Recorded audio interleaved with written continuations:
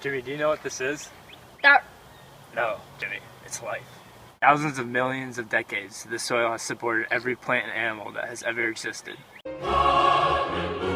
Population grows to be over 8 billion individuals. It's our responsibility to protect it. Remember the Dust Bowl in the 1930s? It happened because farmers didn't know how to safely maintain the soil. They removed important roots and caused mass erosion and drought. Erosion would pile up into big dust clouds, which made living conditions hazardous and further prevented rainfall. In total, 40,000 people left the Great Plains and because of poor soil and conservation.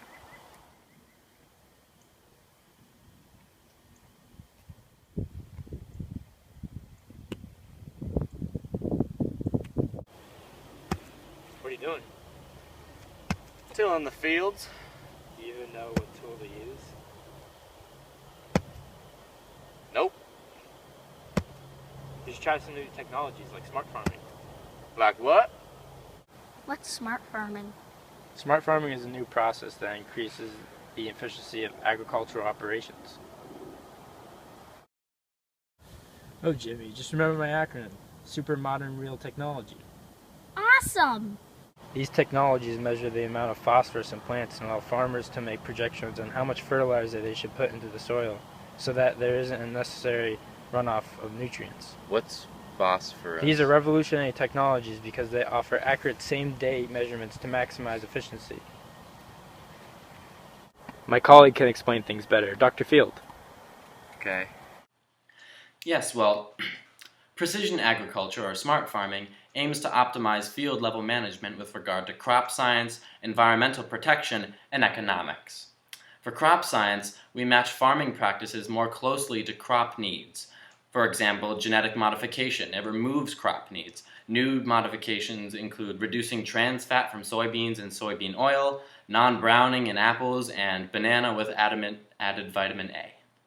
Smart farming also provides environmental protection by reducing environmental risks and footprints of farming.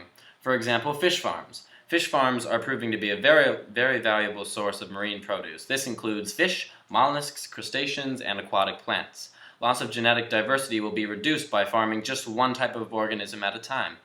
90% of the worldwide annual commercial ocean catch comes from coastal waters, so there's definitely room for fish farming. Farmers have a total control over the produce in terms of water temperature, growth rate, and population, and fish health, which means that we'll be using every fish to our advantage. It's easy to believe that fish farming is the most efficient method of producing marine food. Another way that smart farming helps the environment is by getting rid of waste from livestock. There's a process of removing pathogens from animal dung and then pelletizing it that's becoming very popular inside the agricultural industry. This process largely removes the risk of disease and spreading the fertilizer around the field, and pelletizing the manure is an effective and convenient way to sell and distribute it. In one example, a farmer was able to make about $40,000 yearly from just the manure of his 20,000 chickens. Smart farming can also help farmers in their economic situation by boosting competitiveness through more efficient practices. Most examples of these practices involve computers because they will retrieve data continuously and more accurately than humans. A company called Dynamic has recently released a camera that can be set up to monitor chickens and pigs 24/7. This camera collects data on the livestock's health by analyzing its movement and will report whether an individual is healthy or not by marking it green or red. Another device is the Compact Plus, which provides information on cow's milk, such as milk weight, temperature, and somatic cell counts, and more on screen with a 60 milkings memory. Looks fun, but you're wasting it. You might not have much clean water left with the way the agricultural industry wastes it, like you do. Indeed, agriculture is a major user of water in the United States, accounting for approximately 80% of the nation's total water use, and over 90% in many countries within Europe.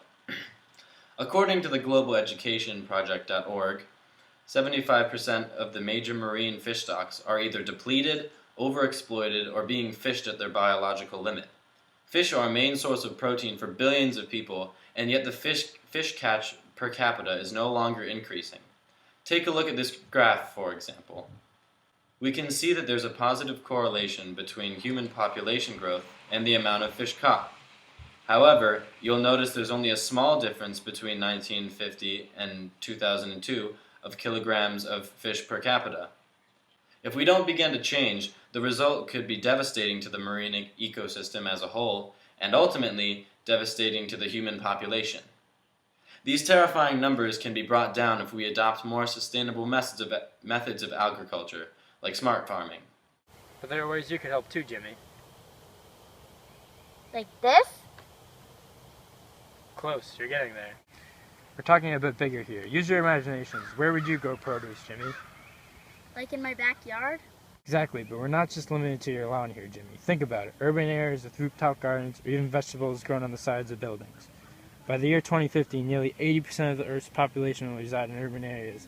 This means we have to start utilizing vertical farming and rooftop farming to increase the amount of space we can farm on. Here are some concepts of real urban farms that we currently have. Food Field Detroit, Michigan offers a community-supported agriculture that provides food and job for the community. Noah Link and Alex Bryan created this urban farm, Peck Produce, in 2011 and converted the former site of an elementary school into a revitalized farm. Food Field produces food that local community asks for, including farm favorites like salad greens and mulberries. Food Field is expanding with a new aquaponics system to raise fish, such as catfish and bluegill, in addition to collecting eggs from chickens and ducks. No Photoshop here, folks. Sky Greens, the world's first low-carbon, water-driven, urban vertical farm, reduces the amount of energy and land needed for traditional farming techniques.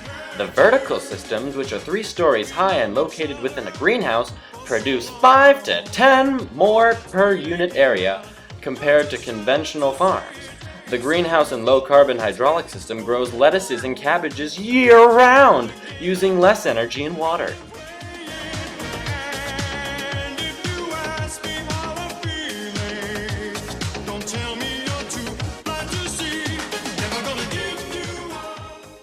Wow, cool. Not just cool, Jamie. It's sustainable, especially for the future where a growing population means more urban areas. Those who are poor can work in the cities and still grow their own food. Jimmy?